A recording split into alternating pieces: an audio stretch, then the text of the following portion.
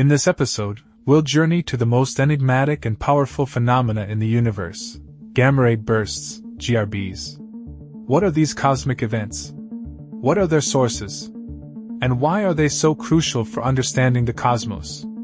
Imagine a world where our eyes could perceive gamma radiation. The sky above would transform into a breathtaking spectacle, filled with brilliant flashes appearing and vanishing just as quickly. Some would be so powerful they would outshine even the sun. This isn't fantasy, it's a reality observed daily by gamma-ray astronomers.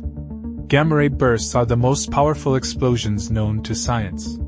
Their energy surpasses even supernovae, which shine brighter than entire galaxies. In just a few seconds, they release energy equivalent to what our sun produces over 10 billion years. Scientists are still trying to unravel the mystery of their origin, with many questions remaining unanswered. Long before the first cosmic gamma rays were detected by instruments, scientists hypothesized that the universe must produce them. Interactions between cosmic rays and interstellar gas, and supernova explosions, were just some of the processes thought to generate gamma radiation. Therefore, studying the universe in this wavelength range seemed a promising direction for astronomy as early as the first half of the 20th century. However, Earth's atmosphere, which reliably protects us from harmful radiation, also prevents its study. Consequently, the first extraterrestrial gamma photons were only discovered with the dawn of the space age. In the early 1960s, NASA launched the Explorer 11 satellite, which detected a small amount of gamma radiation from space. But the real breakthrough came from an accidental discovery made not by scientific instruments, but by equipment designed for other purposes. In the late 1960s, the US launched a series of Vela satellites to detect nuclear explosions, suspecting the Soviet Union might be conducting secret tests. On July 2, 1967, the first flash was recorded, whose nature did not match a nuclear explosion. The Vela satellites continued to detect more and more flashes, prompting scientists at Los Alamos Laboratory to begin studying them. Research revealed that the sources of these bursts were far beyond Earth and the solar system. In 1973, the article, "Observations of Gamma-ray Bursts of Cosmic Origin," was published in the Astrophysical Journal, marking the beginning of the era of gamma-ray burst research. Early theories about GRB origins divided scientists into two camps. Some believed they originated within our galaxy, while others thought their sources were in distant space. It wasn't until 1991, after the launch of the Compton Gamma-ray Observatory (CGRO), that it became clear that the bursts were uniformly distributed across the sky. This supported an extragalactic origin, as galactic sources would be concentrated in the plane of the Milky Way. Gamma-ray bursts appear suddenly and vanish very quickly. Their duration varies from fractions of a second to several minutes, but usually does not exceed a few seconds, a mere blink in cosmic terms. Scientists hypothesize that such rapid variability indicates compact sources and that the jets of matter they emit move at speeds close to that of light. The interaction of these jets with interstellar matter should lead to shock waves and afterglows in the form of lower energy radiation, such as X-ray, ultraviolet, or optical. Detecting this afterglow would allow scientists to determine the distance to the bursts and understand their nature. However, initial attempts to detect afterglows were unsuccessful because GRBs occur unpredictably, making it difficult to quickly point other telescopes to the correct sky region. Beppo-SAX, a spaceborne satellite, managed to achieve a breakthrough where others failed. In 1997, it detected the gamma-ray burst GRB 970228, but its uniqueness lay in having an X-ray camera in addition to gamma-ray detectors. This camera captured, for the first time, a fading afterglow that persisted for several days after the initial burst. Subsequent observations with ground-based telescopes revealed a faint galaxy at the afterglow's location.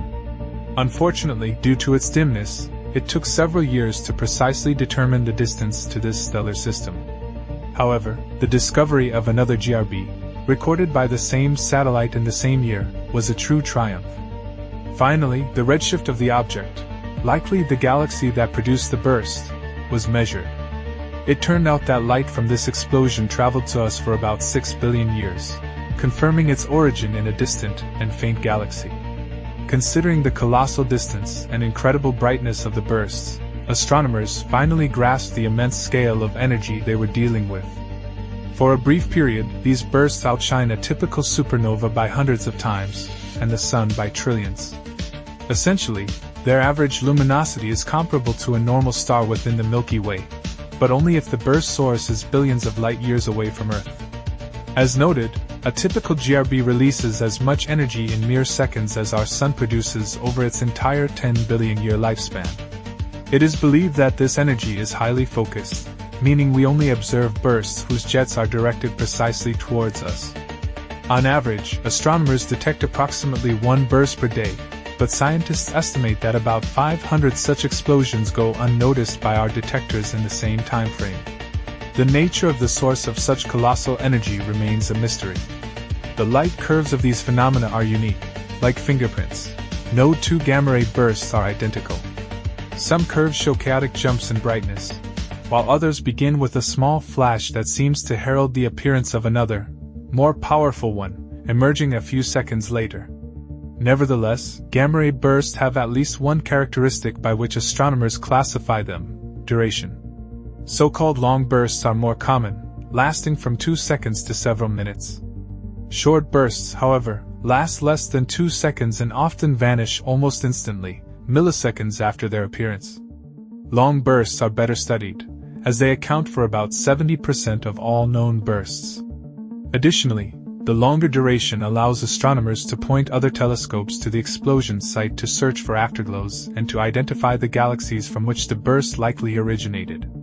Typically, the discovered galaxies were very young, with intense star formation, an ideal place for the birth of massive stars, which are known to explode particularly powerfully. Indeed, in many cases, astronomers found supernovae at the same location after gamma-ray bursts, which is hard to call a mere coincidence. Specifically, supernova SN 1998 BW, which appeared after a GRB, was the first hint that the two most spectacular explosions in nature are seemingly connected. However, the energy released during a gamma-ray burst is still too immense. It is effectively equivalent to converting the entire mass of the Sun into pure energy in mere seconds. A typical supernova is unlikely to accomplish such a feat, so something more powerful, such as a hypernova, is required to explain these bursts. These explosions are 100 times brighter than ordinary supernovae and are believed to be produced by extremely massive stars that rotate rapidly and possess strong magnetic fields. When a star at least 30 times more massive than the Sun exhausts its hydrogen fuel, it can no longer withstand its own gravity, and its core collapses into a black hole. Having lost its core, the star's entire mass begins to fall onto the black hole, which readily devours it. But for rapidly rotating stars, the matter falling onto the black hole swirls around it at immense speeds in a furious vortex. Thus, a black hole with an accretion disk forms right inside the dying star. Superheated plasma becomes trapped in magnetic fields, which twist it into jets, much like a magnetic cannon. These gas jets tear through the poles of the unfortunate star and erupt into space. The tunnel through the star forces the plasma streams into narrow jets, tightly focusing the energy. If the jets are aimed precisely at Earth, we observe this energy release as a burst. If the burst is directed elsewhere, the gamma-ray burst remains undetected. This model of massive star core collapse is currently the most widely accepted explanation for the mechanism of long gamma-ray burst generation. However, this only sheds light on the nature of long-duration gamma-ray bursts, while the nature of short ones remains a mystery. The difficulty lies in their fleeting nature, as their duration varies from milliseconds to a couple of seconds, making detailed study challenging. Short bursts are known to be, on average, 10 times weaker than long ones, but they are characterized by harder gamma-ray emission, indicating different mechanisms for their origin. Before 2005, short bursts showed no afterglow, leading them to be called dark. The situation changed dramatically with the launch of NASA's Swift Gamma-ray Observatory in 2004, which is still operational today. This spacecraft, equipped with highly sensitive gamma-ray detectors, as well as X-ray and optical telescopes, can quickly reorient itself towards new gamma-ray bursts and analyze their afterglow. SWIFT operates in tandem with another space gamma-ray telescope, Fermi, launched in 2008. Thanks to these instruments, astronomers have been able to observe the afterglows of some short gamma-ray bursts, which, however, fade rapidly. They have also managed to pinpoint the locations of these burst sources, some of which are not associated with regions of active star formation.